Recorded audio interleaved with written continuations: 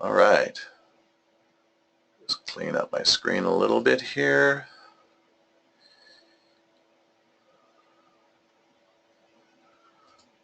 So, again, welcome. And I'm going to invite everybody who's on the call now just to settle in, come to the breath for a few moments, recognizing what a wonderful ally that breath is, what a wonderful friend it is, not only keeping our bodies alive, but also providing a focal point for our attention. It seems like our thoughts are constantly competing for our attention. No matter where you would like it to be, thought seems to have its own agenda. And that is to keep us in the experience of time. So choosing to put your attention on the breath at any moment actually brings you out of that spell, you might say, of time and separation, and brings you into the present moment. And it is in this present moment that we actually have power to change our experiences, change our perceptions, bring light to areas where there may have been confusion or darkness, and be fully present for the miracle that is each and every one of us and for the life that flows through us. You know, sometimes we just lose track of how amazing it is that we even exist. But the breath will help you. The breath will bring your attention back to this moment. And in this moment, until we start to think about it, we remember how whole and complete we are.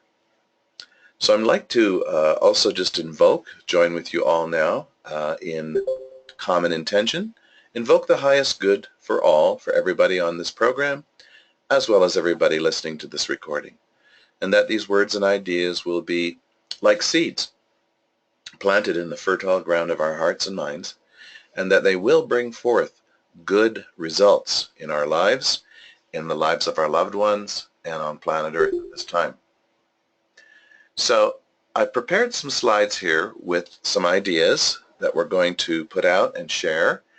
And again, I encourage you all, if you have comments or questions or need something repeated or stated differently, just pop something into that little chat box down there. And that way we can sort of flow together through this program and the information and make sure that everyone's basically on the same page. So the overview of what we're going to cover tonight, we're actually going to answer some questions and look at perhaps new ways of perceiving ourselves and the universe. And one of the, of course, biggest challenges for us in this human experience is suffering, whether that be physical suffering. You know, a huge part of the population on the world today still suffers from just lack of the basic needs of food and shelter. And yet, even those of us who are fortunate enough to have those needs met, well, we just go on and suffer in different levels. In Buddhism, there's a few basic tenes or beliefs, and one basic belief is that life is suffering. So we need to ask the question, what is it that's really going on planet Earth? Why do we suffer? And who is running the show? Who's making these decisions that very often filter down and result in the suffering of many? We're also going to be looking at the mind itself and recognizing how powerful our minds are, not just in their thinking capacity, which in fact is actually a very small part of the mind, but in our creative capacity, and how our minds actually mirror through projection the content of the mind. In other words, what we see in the world, what we see in ourselves and each other, is already in our minds. And that extends right out to the very universe itself. Your mind is a universal hologram, if you like. However, this mind, of which we're now discussing, is in fact in a state of schizophrenia. We have two minds about us. We have a mind, well, we'll get into that in a few moments. One half of this split mind is represented by the ego, and the ego is just the collection of thoughts we have about who we are, our self-descriptions, the labels we've stuck to ourselves. The other aspect of mind, which we're most interested in accessing, is what we might call our right-minded self. And this is the self as it was and is created, as it exists in the memory of wholeness and without suffering. Okay? It's only the ego that suffers. And we're going to look, of course, our theme tonight is forgiveness. We're going to look at why false forgiveness, in truth, doesn't work, and why many of our ideas about what forgiveness might be from the past are still rooted in the ego's perception. And then we're actually going to look at, well, how do we do this? How do we actually forgive? And again, the big question and the determining question as to whether or not this form of true forgiveness actually works is simply our willingness. Are we willing? So we could say that life itself, with all of its ups and downs, often leaves us feeling isolated, confused, and discouraged. Yeah, of course we have good days. Of course there are wonderful things about our day-to-day life. But when it comes right down to it, very often our situations, what we count on, to save us in this life, whether it be a relationship or a career or an image or money or whatever, very often ends up kind of like a bowl of cereal. It satisfies you for the moment, but within a few moments you're hungry again. Even Pollyanna optimism, trying to make things better by believing that life is good and trying to work up that feeling, even in the midst of suffering, can be quite difficult. Even the search for meaning itself, why am I here? What is the purpose of all this? Can feel, particularly when we're fully identifying with the ego mind, can feel pointless. Very often our institutions, even our religions, offering us a better afterlife because this one isn't so great. But we just sort of hold on and hope for the best and do the best we can in the meantime. Is this what we truly want for ourselves? So again, I think the modern world has even made it more stressful. We look sometimes with envy at our ancestors and those who lived off the land and lived a natural life as not having as many stressors. It's almost like progress has been an increase in the number and type of stress that we deal with on a day-to-day basis and take for granted as, this is the way the world is, this is the way I am. And yet, is nature really that cruel? Is creation really that unbalanced? We have to ask ourselves these questions. So what is it that's really going on here? Is this world of woe and war and poverty and disease and death and all these things, is it just an insane asylum run by its inmates? Are we just a bunch of nutcases sent here from the galaxy for bad behavior? Well, it turns out that all of these problems are and can be reduced to the premise of the individual sense of separation, guilt, and fear. This kind of gnawing inner suspicion that something is off about me, something must not be right for me to have to suffer like this. Somehow, perhaps, I made a terrible mistake and now I'm having to pay the price for this.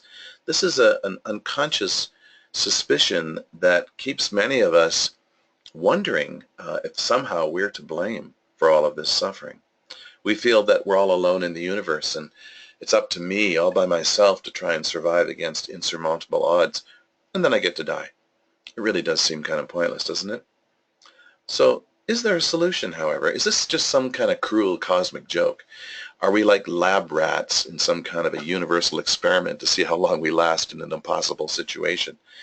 It really is hard to see our way out of this existence of separation, guilt, and pain if we can't see what the problem really is. And the problem is, you might say, hiding in plain sight. It's in our everyday experiences, which again we assume or take for granted is just the way I am. So in order to really get a grasp of these big questions, and these are huge questions, folks. These are questions that metaphysicians, philosophers, great thinkers throughout all time have pondered and contributed their best guess at the time to asking these questions. And ultimately they're questions that each and every one of us must face, if not in this life, then in the next or the next. But in order to truly see perhaps the bigger picture, like the artist We have to step back enough to get some perspective. So let's get some perspective with a proposed metaphysical foundation that is beyond physicality, beyond senses, time, space, all of these experiences, and see if we can't make sense by stepping back into that metaphysical realm for a moment. Because we certainly can't understand the world on the world's terms. We certainly cannot understand ourselves at our current level of thinking. And if you think you can, I suggest, well, I don't suggest, but how many times have we heard of people spending years in psychoanalysis, for example, and really not getting anywhere other than in debt? It's because the mind cannot understand itself from within its own limitations. So in order to truly get the bigger picture here, we're going to take a little imaginary trip back to the beginning, the so-called Big Bang, and even before that, before the universe. Let's imagine that all that is, was, and ever could be was in a perfect state of oneness. You might say perfectly unified state of awareness of itself. And this unified state is beyond concepts or limits, because after all, concepts do create limits. So it's very hard to imagine this. We'll just do our best. We'll pretend like we did when we were kids. Because this all that is so completely abstract and beyond description. It cannot be described in words.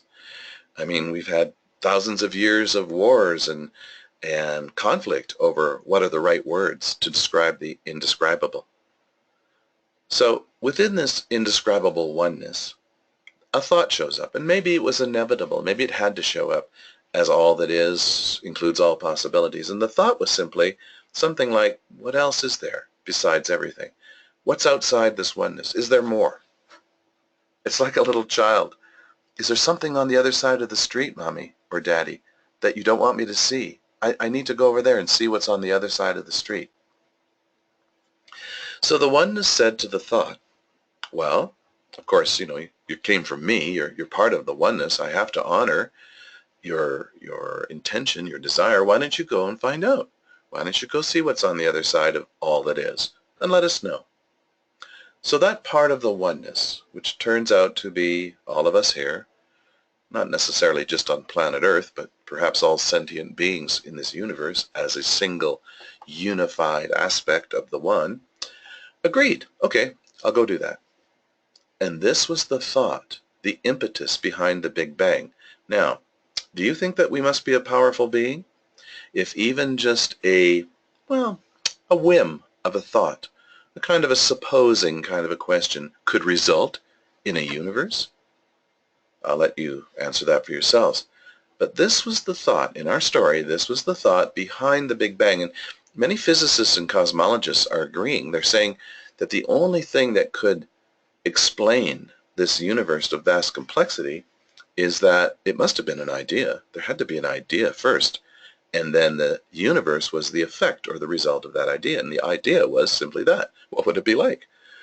So the Big Bang started a process of infinite separation, playing out the question, what is there that's out there?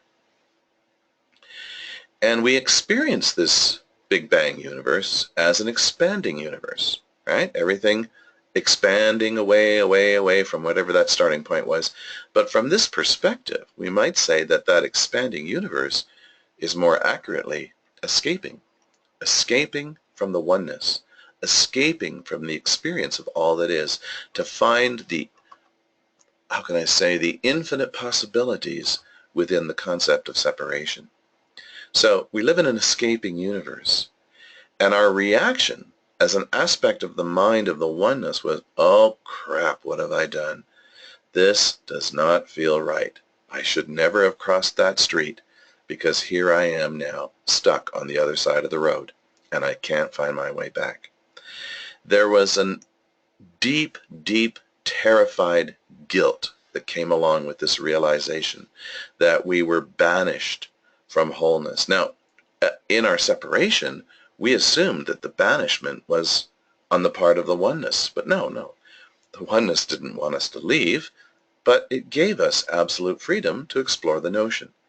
So really, no one's to blame other than ourselves for this experience.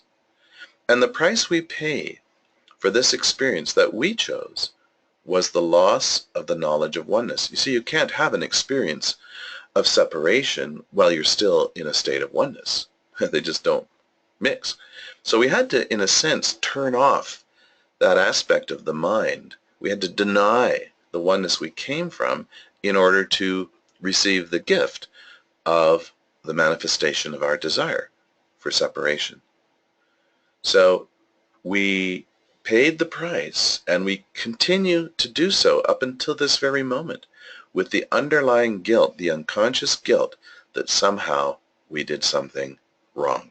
Somehow we destroyed the perfection of oneness so that we could have this selfish little me alone universe. And it is this unconscious guilt that is the driver of all suffering.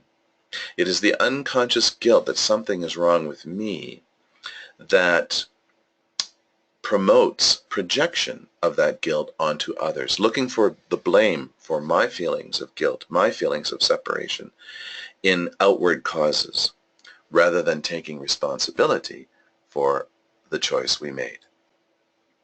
So that story up until that point is pretty discouraging. It's kind of like a story of, the loss of the kingdom, the banishment of the prince, you might say. But here's the click. Here's the, what's the word I'm looking for? Here's the clincher. From Spirit's perspective, do you think it was even possible for any part of this oneness to actually, in fact, separate, and yet oneness remain one? Now that's a question that you can only answer for yourself. But if oneness is still oneness, then isn't all of this still happening within the context of oneness? Can there be exceptions to oneness? Or is oneness oneness? And if oneness is oneness, we're still there. And did this separation, this universe itself, actually occur at all? Well, in our experience, it appears to. In our minds, it appears to. But let's challenge that. Does it exist in reality beyond the experience? Now that's a real tough question, and it gets a lot of flack from folks who are so devoted to themselves as they've imagined them to be. And it can take a certain amount of courage. It can take a certain amount of willingness to let go of the pseudo-security of the separate self to even imagine. But the analogy that works for me is that of a dream. When you go to sleep at night, obviously you feel safe enough to close your eyes and tune out, and yet your mind can go into the dream state. And when we are in that dream state, no matter how weird or bizarre it may get, we give that experience all of the qualities of reality until we wake up. And we wake up in the morning and we're either, glad that that dream was just a dream and we don't have to deal with that issue. And sometimes we're disappointed. Oh, rats, it was only a dream. It felt so great flying across the city or whatever.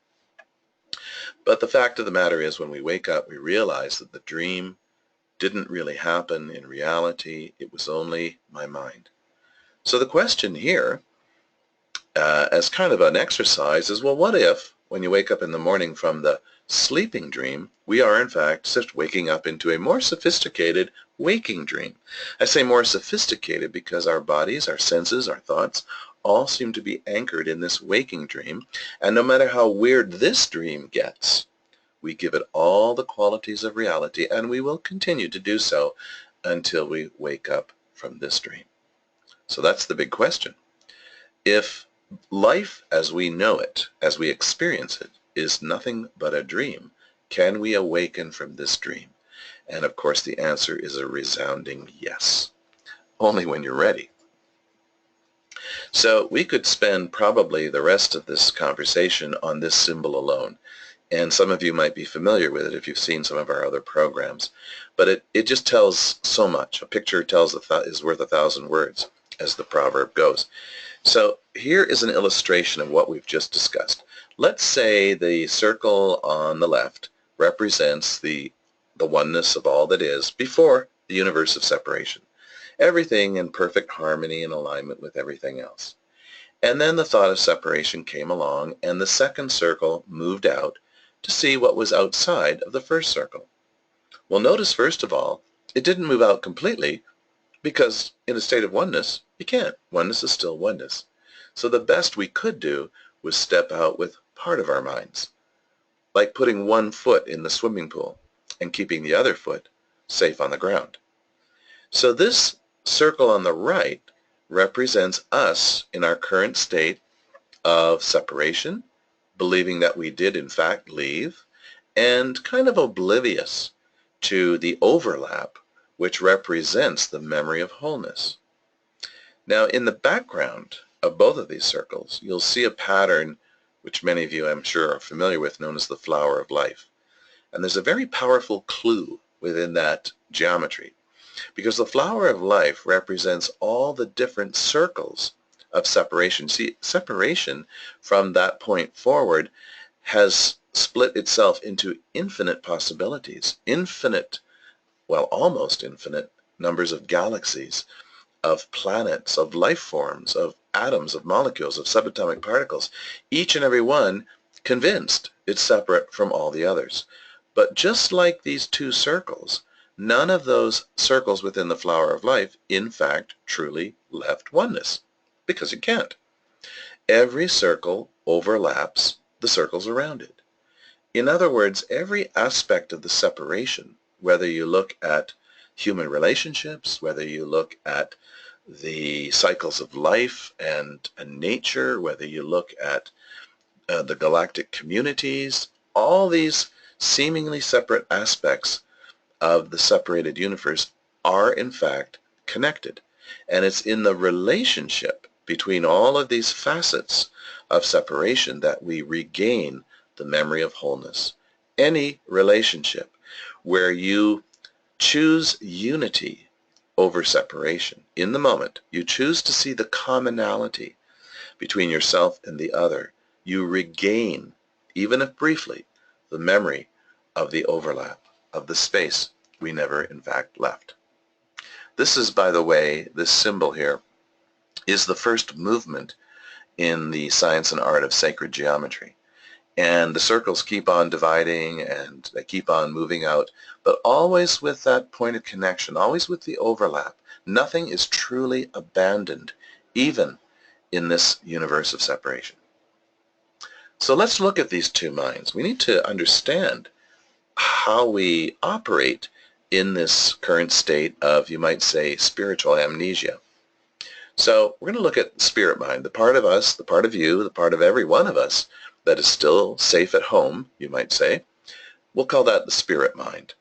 Well, first of all, it's changeless and permanent. You don't have to worry about losing your spirit.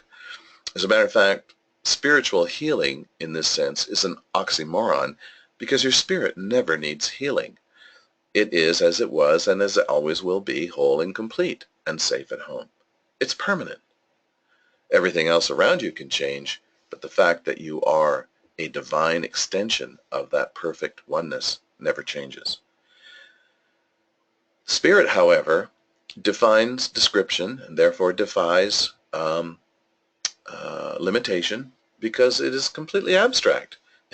It's like trying to hold light in a jar. You just can't capture it in one perception, in one space, in one idea. It's entirely abstract. So is our minds. When our minds are perfectly healed, folks, we no longer are invested in thinking. We are simply invested in being. And this pure state of being, that is the birthright of every being, is a state of complete abstraction. It's not like you're zoned out. No, you are highly aware of everything around you, but without the need to define. Spirit is also infinitely patient. Our spirits have already waited eons, many, many lifetimes for all of us, for us to wake up to this reality. And you know, it's not concerned. Your spirit is not worried. It knows you have a destiny. It knows that its destiny is your destiny. And it's all, how can I say, in the bag. The script is written, as it is said. The end result of this exercise of the separate universe has already been achieved. In fact, outside of time, the universe only lasted a split second because of this inherent impossibility. But those are pretty abstract concepts. Your mind might go, huh, what the heck? And your spirit goes, of course, I knew that. Spirit is innocent, invulnerable, free, and immortal, not in some future, not because you earned it or deserve it, but because you are it now. Spirit will respond to your willingness to wake up and is silent. Spirit also cannot conceive of the ego. So Spirit doesn't really have an idea of what our problems on planet Earth could be because it can't imagine anything other than its own perfection. So it simply waits patiently for us to turn in its direction. Meanwhile, however, our experience in this dream of separation tends to be focused mostly on the ego mind. And this is the part of us that's always changing. It's always subject because it's uncertain. It doesn't really know who it is. It is a thought-made self.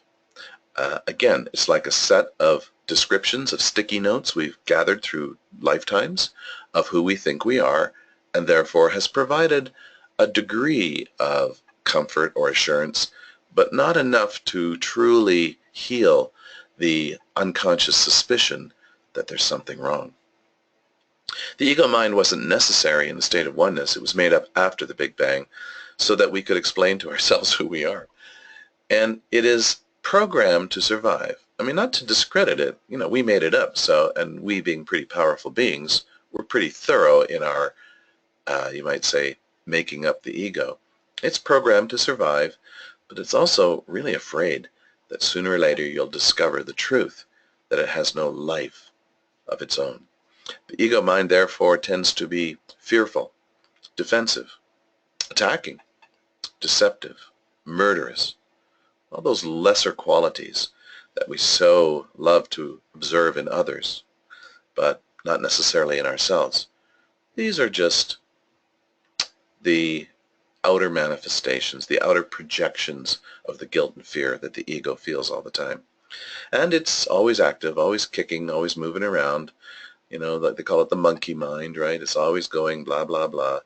And just as spirit has no concept of the ego, so the ego has no concept of spirit. They are two diametrically opposed thought systems.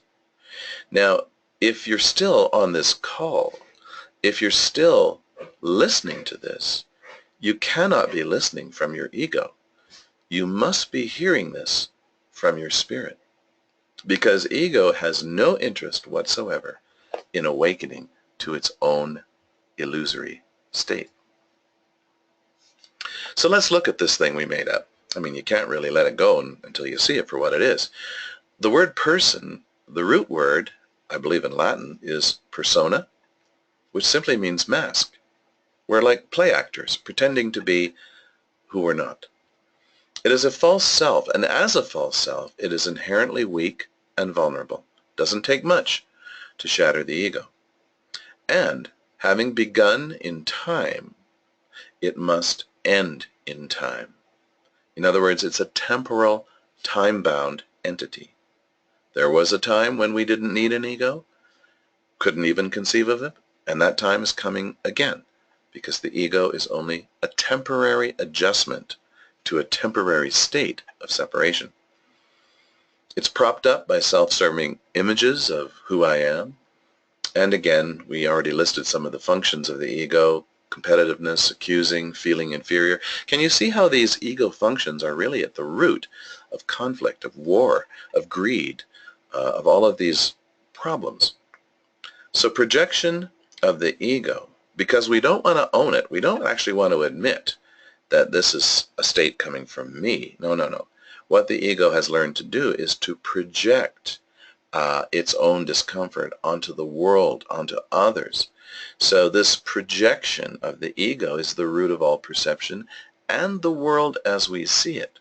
You see, we're in a movie theater watching the contents of our own divided mind unfolding in front of us, and it's so captivating, it's so interesting at times, we forget that we're actually in the audience watching the movie.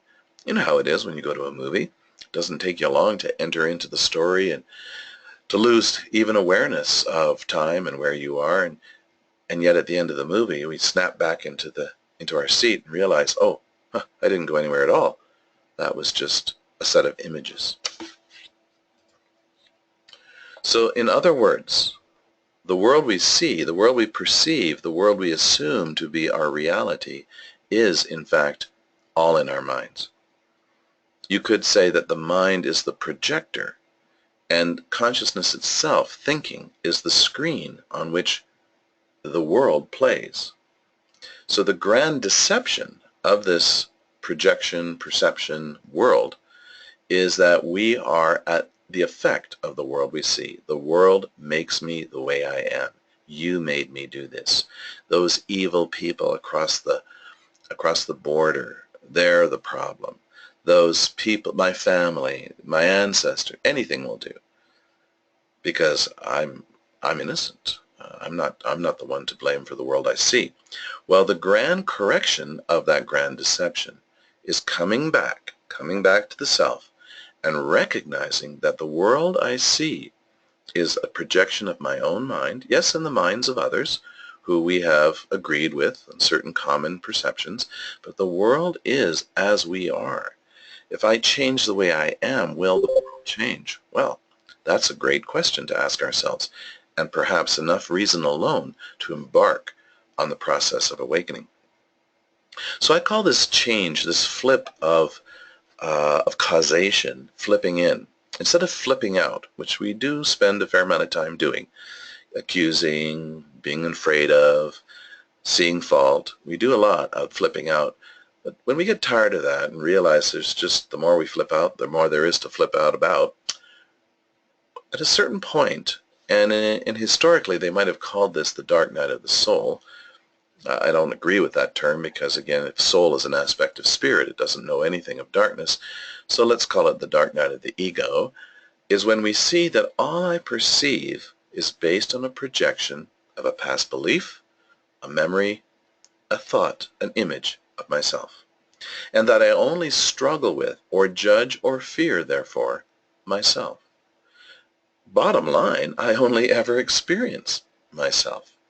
We have ourselves so convinced that we experience the world, but by leaving this out of the equation, we are at victim. We are volunteering to be at effect of the world and to see the world as the cause. But once we grasp and take full responsibility for every experience as coming from my own projector within, I'm free. I'm free to change my mind about anything. And in doing so, I'm free to contribute to the healing of the world. I only ever experience myself is such a deep change of mind. I wouldn't treat it like just any other philosophical saying or, affirmation. No, I would take it much deeper. I would really meditate on this one and allow it to inform us continuously that through every experience, I'm experiencing myself experiencing the world. So this is the beginning point, folks, this turning within. And again, sometimes it takes suffering. Sometimes it takes the dark night of the ego to get us to that place. But when I see that my world comes from me, I'm at the beginning of a whole new world, perhaps even a whole new direction. Rather than extending further out into the universe of separation, I've turned around and I'm now seeking the path back to wholeness. When I accept I really don't understand myself or even the world at all. So from the implosion of the false ego, room for something new emerges, something much larger, much grander, more at peace than any self I imagined, and very difficult to describe. The hard layer of my false self has broken, and new life springs forth.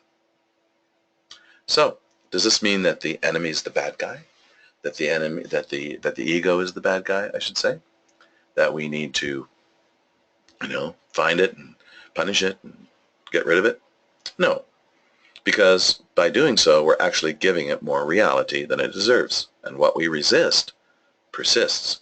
So we undo the ego by saying simply it has no foundation in reality and was impossible from the very beginning. In other words, that we all suffer from an impossible dream.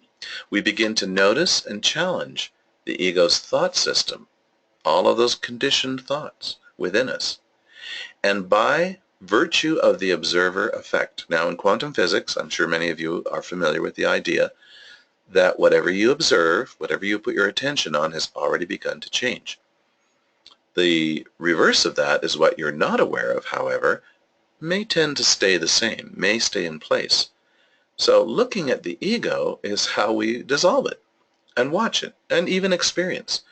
You know, when I make a mistake and I act from my ego, I'm pretty aware within a moment or so that that's what I've done, because I feel terrible. I feel separate. I feel alone. I feel all back into that morass of egoic suffering. And I realize, oh, it's because I gave voice to the ego. Well, I'm going to change that around and I'll correct my mistake. So in other words, through our willingness, through our desire to awaken to this greater reality, we set on a course of discipline. It takes time, and maybe this is a whole new purpose for time, why we're here. We discipline the mind to look to Spirit's thought system. Now, we just said earlier that Spirit is abstract and doesn't think, but it is possible to correct our own thinking in the direction of Spirit by, again, undoing the knots of ego-based thoughts, feelings, and beliefs, challenging our own assumptions, and perhaps turning some of them around into thoughts that actually do support us and do support our ultimate awakening. So in other words, we set about systematically unlearning the programming of the ego while making room for the full return of reality, which the more we commit to this path, the more we feel, the more we were encouraged, the more we understand that this return of reality, which in truth we never left, is inevitable. So here's just some examples of how we can begin to correct the ego's thought system and replace those thoughts with thoughts that point in another direction. The ego thought may be, I'm all alone. Nobody loves me. I'm all on my own. The Spirit thought is just the reminder that I am one with my source, and therefore one with every other expression of source, you might say. The ego says the world is not safe, and Spirit knows I am always safe, because this universe is only a dream. My thoughts are true, says the ego, and of course the Spirit reminds us gently that our thoughts are meaningless. They really have no ultimate meaning. I mean, they might have meaning in a relative sense, like I have to pay my taxes, I have to put gas in my car, but these are not the thoughts that define us. These are not the thoughts of Spirit. These are thoughts that when they add up, really add up to a description of the movie we're seeing on the screen. Others are a threat to me, the ego believes. And yet, Spirit reminds us that others are a mirror to me and are my equals. And more so, others are my teachers, which we'll get to in a few moments.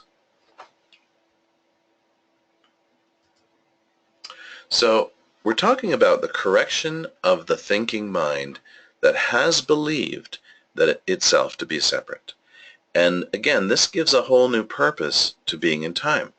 What's time for? Well, I'm here now to unlearn the conditioning of the past so that I can, piece by piece, regain the right mind itself. Some of us might have experiences where we get it all at once, but when that happens, it is so mind-blowing that we really aren't much use in this world, because we have gone right back to source and are beyond even the need for concepts. So if it seems to be taking time, perhaps this is all part of our agreement to wake up in time so that we can help those other aspects of the one to also wake up in time. So the right mind itself, it's already yours, never left reality, simply obscured by the ego mind, and it can be fully recovered. This is the aspect of mind that is common to everyone, transcends all differences, all separation, all beliefs, transcends it all. This is the one mind we share. This is the one being that chose this experience in the first place. And it simply patiently waits for your willingness, for you to stop looking outside of yourself for answers.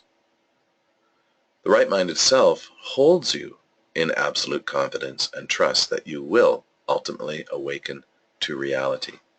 It's one of my favorite words in the English language is inevitable. You are inevitable. So let's look at perhaps a timeline or an idea, perhaps an outline of how this progress of awakening can occur as we repurpose time. We start out with suffering, the basic human condition, and then at a certain point, maybe when we've had enough, we take on responsibility. We have that flipping in moment where, oh my gosh, this is all coming from me. And then we choose to shift, again over time, to the right-minded thinking. And this gives us a new time, a purpose for time. And when we do that, by the way, we do have the immediate reward of feelings of peace. Whenever you join with anything in this seemingly separated universe, whether it's a child, a flower, a memory, whenever you join with that and truly allow it to be experienced as part of yourself, it brings incredible peace. We all know what this feeling's like. So we begin to accept this peace and our connection as our natural state, not just an experience that we have once in a while. No, this is the foundation of existence. All the other stuff, the sense of separation, the sadness, that's the unnatural state.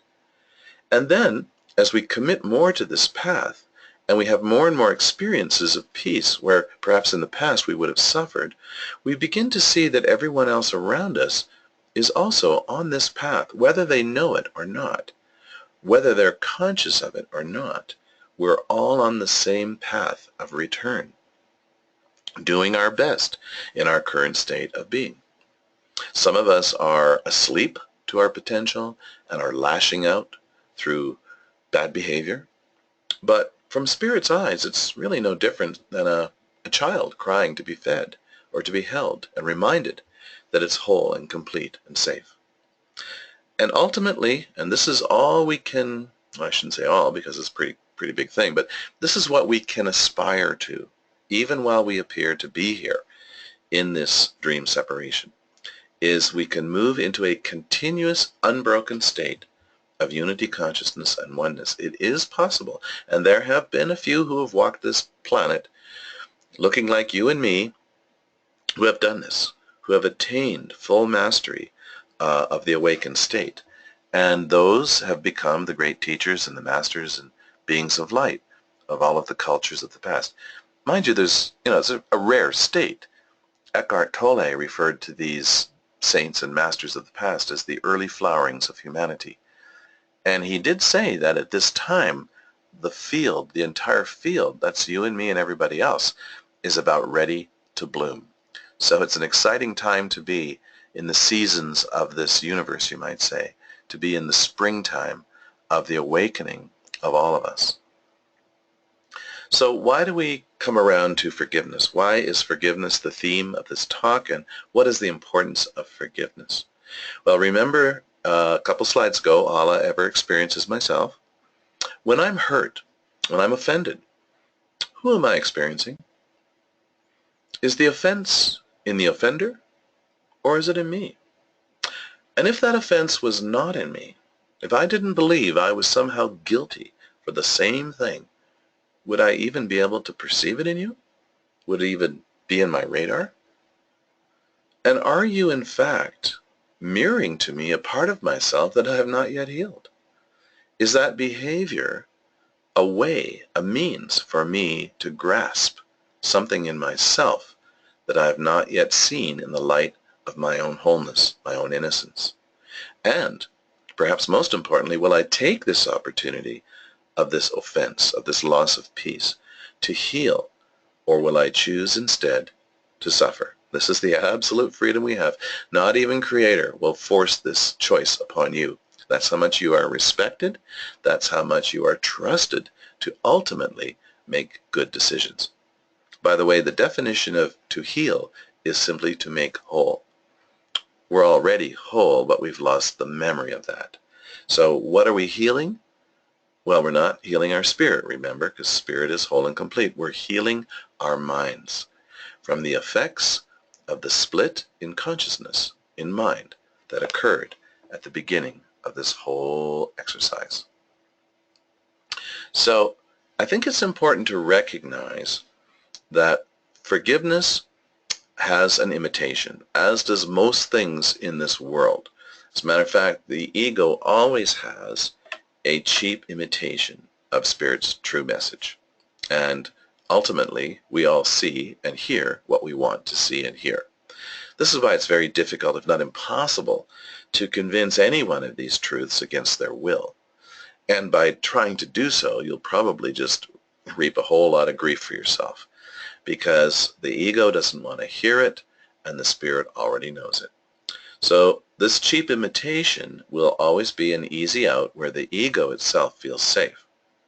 This imitation forgiveness. So when we put the offense first, when we make the offense real, give it a definition, really feel it, that really hurt, that person was really evil, and then we offer to forgive, who are we fooling? Who are we fooling? False forgiveness puts a thin veneer of self-righteousness over the perception, the judgment, and the projection of the other as wrong. This is important. Let's say that again. False forgiveness puts a thin veneer of self-righteousness. I'm better than that. I'm more spiritual than to be angry. Over the perception, the judgment, and the projection of wrong, guaranteeing that I will continue to project and suffer from that unhealed part of myself. This is why false forgiveness doesn't work, because it doesn't address the deeper cause of suffering within each and every one of us. Whereas true forgiveness offers to heal the root of all suffering, which again is the belief that any of us are separate and therefore guilty, overlooking the behavior as only ever an expression or call for love. This is Spirit's definition of behavior, by the way, folks. Very simple, very easy to grasp. All behavior is only ever an expression of love or a call for love. Even that which we might judge as the worst possible human behavior, from Spirit's perfect place of love, it's only a call for love. So when we choose to see the innocence of our equals over strengthening the ego through judgment, this is true forgiveness. True forgiveness releases us of the unconscious guilt we have projected onto the other, and thus releasing them too. But it really is all about you. True forgiveness is all about your perception that something has been done to you, that you've been offended, that you've been affected, etc. So when we do this, when we actually admit that I'm only experiencing myself and accept the healing of that part of ourselves through recognizing the insubstantial nature of that guilt, we in fact collapse time. How do we do that? Well, you'll never need to have that lesson again. You'll never need to suffer for the same reason. You'll never need to call more actors, more personas onto the stage to reflect to you that unconscious guilt held in your mind. You won't need those experiences. You'll have less experiences to jump over, less hurdles to get to the finish line. You will collapse time. So this is something a long time ago. It occurred to me that if there is an absolute truth, if there is an ultimate truth, an ultimate reality, it's got to be simple. Because face it, folks, most of us are. It's got to be easy enough that even a child could grasp it. And it must apply to everyone. There can be no exceptions to this absolute truth. It must be understandable to everyone at any stage of awakening. Now, a common mistake and a block that keeps many folks from moving into this area is, well, I can't forgive if I don't feel like forgiving. I can forgive many things, but that thing, no, I'm just not there. Well, this comes from the assumption that forgiveness depends on feelings. And again, like so many things in this world, we kind of have it upside down. The feeling of forgiveness is the reward. Okay, that comes after. All that is required is simply your willingness, your ability to say, okay, I'll give it a try, is your willingness to release yourself from needless suffering. And even that willingness doesn't need to be 100%. I mean, we've often said it only takes 1% willingness to shift the entire pattern. 1% willingness to look at yourself as the cause of your experience, and then release that cause within yourself through the recognition that you never left home, of who you truly are as pure spirit. So we're going to look at Ho'oponopono as a practical way to put these ideas to work.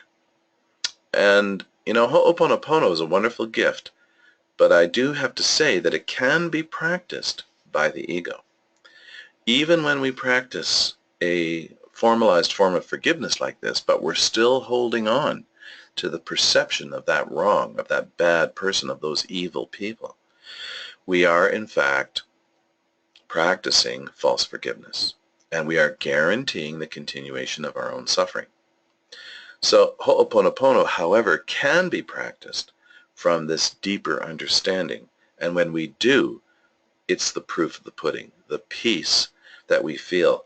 The different way we see that person is like the filters of our own unconscious guilt of which we've been viewing that person or situation are taken away, and we actually literally see them in the same innocence that we have accepted for ourselves. And they, as part of the one mind, perceive that.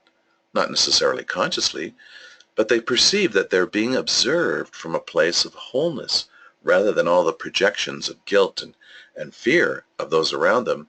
They perceive a light breaking through, you might say, the hard surface of their own guilt, reminding them that they are innocent, reminding them that, like you, they're just the dreamer of the dream.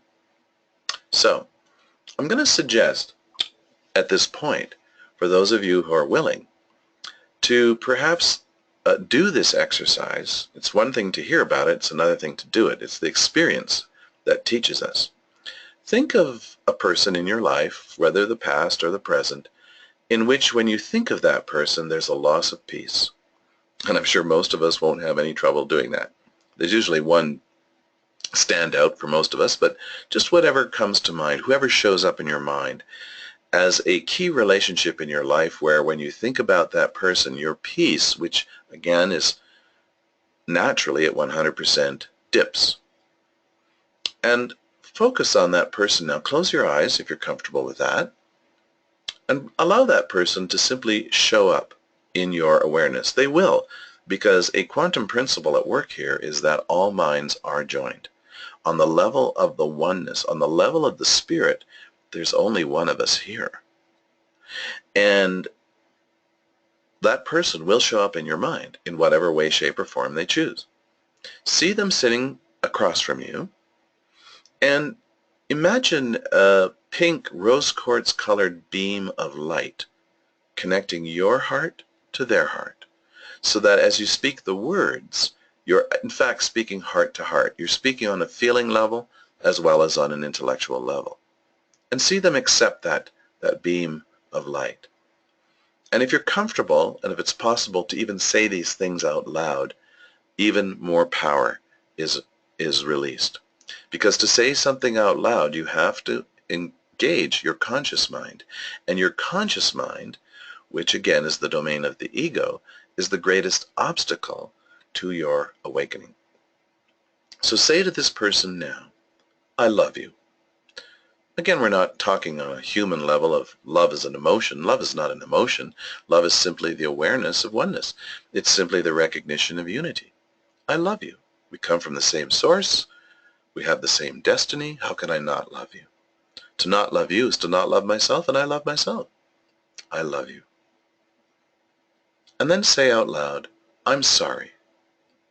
Not for the belief in separation we made together. I should say not for what you did. I'm sorry not for what you did or what I did or what anybody did, but for the one problem we all share and we all experience, the belief that we're somehow separate and that we all deserve to suffer. I'm sorry for the belief in separation we made together and all that happened since. That's all we have to regret. Please forgive me and overlook that this separation was even possible and is none other than illusion. Join me in recognizing reality unaffected by this whim of a desire for separation. And thank you. Thank you for showing up in my movie, in my dream, and giving me this opportunity to heal my mind, your mind, and the one mind we share. So again, I love you. I'm sorry for the one mistake. Please forgive me and recognize that mistake, in fact, was not possible and was corrected the moment it was made. And thank you. Thank you for this healing opportunity for myself, for you, and for all beings, as oneness is contagious. Yes, it is. So, if this practice appeals to you, and if you felt a shift in your energy as you directed those intentions to that person, and as you give them leave now, you may want to consider adopting this form of forgiveness as a practice and systematically begin to heal your relationships one by one. We suggest that you perhaps even start a journal, a forgiveness journal. And you might start out by listing all of those people in your life, all of those people in your world, that, again, when you think of them, there's a loss of peace. These are the calls for love from aspects of yourself that are caught in the illusion of separation. That's all. And then begin to systematically work them in the same way. And you might even imagine an inner peace meter. I think some of you might remember this from our other classes. The inner peace meter is just a dial. You can see it in your heart or in your mind that points from 0 on the left to 10 on the right. And 10 represents 100% peaceful. No loss of peace whatsoever. That person could say, do, or anything, and there would be unconditional peace. However, if there's any loss of peace in that perception of relationship, whether it's 10% loss or 100% loss, you have a candidate for this practice. And then notice how you feel afterwards. See if that peace meter, that inner peace meter, doesn't shift. And there's not many relationships that will respond at 100% first time around. Again, we're undoing time by repurposing time. So it may take a little while. It may be released in layers. The mind will only release what it's willing to do so without fear. So again, you may need to revisit this. That's why it's called a practice, by the way. You don't perfect it sitting down at the piano first time. You practice until you reach perfection. So that's our suggestion, to put these ideas to work and prove them for yourself. Don't take my word for it. I can only convince myself of the efficacy of this technique, but you can also do the same. Now, there's a free ebook that expands on this idea. These ideas, it's called, what is it called? Well, it's called Forgiveness, and anyway, it's free, and it's on the website. If you go to our website, bluesunenergetics.net, on the home page, right at the top there, by signing on for the newsletter, you can download a free ebook on forgiveness that visits some of these themes and adds to them. Also, I want to mention that we are going to be exploring in depth, not only through teaching, but also through experiences, many of these ideas in the upcoming course in relationship. This is a limited 7-week online course. It's going to be starting in September 28th, and it runs for 7 weeks. And if you really want a deeper experience of these ideas and practices, we invite you to join us for this next series. Also, you can consider personal sessions where Arena and I can work with you to release some of the old baggage of unconscious guilt and basically save time. That's all we're doing in these practices and these sessions, is saving time and reducing suffering, because the outcome of this curriculum on earth is already given. We've already crossed the finish line on the realm of spirit. As a matter of fact, we never left. but it just seems to be taking time for the rest of us to catch up. So by the rest of us, I mean the ego. So consider a series of personal sessions which can help speed the process for you if you choose. But definitely commit to this practice. I don't know of any other. I've been in this game for a while and I've come across many, many techniques. I don't know any technique that is so universally applicable, so simple to apply, and yet so powerful in its results. So please join us at bluesunenergetics.net for more information. Now, I haven't seen any questions in the chat area there.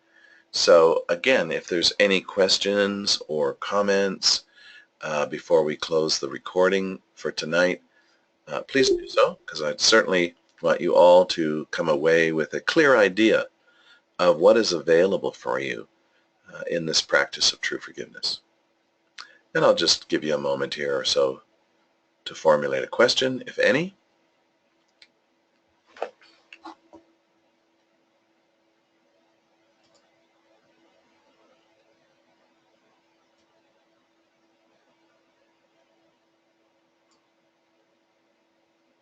So Deborah is reminding me that we are going to be starting up our Monday night clearings again. We took a little holiday over the summer. Those of you who have joined us on the free conference call clearings every second Monday, we'll be starting up again on September 12th and then be running every second week as before. So all the information you need about that is again on the website, the call-in numbers, etc. So I would suggest that you mark it on your calendar because these dates come up pretty quick. 7 p.m. Mountain Time starting on September the 12th and every second week. Thanks for that reminder, Deborah. So I'm going to close things out now and say thank you to all of you who showed up tonight. And I will be posting probably on our Facebook site the link for this recording, and also if you just want to email me and request it if you want it, you can also do that. So thank you very much, and maybe we'll do this again. We have this account with GoToMeeting for these types of presentations, and there's no reason why we shouldn't be using it more. So again, have a wonderful evening and many blessings.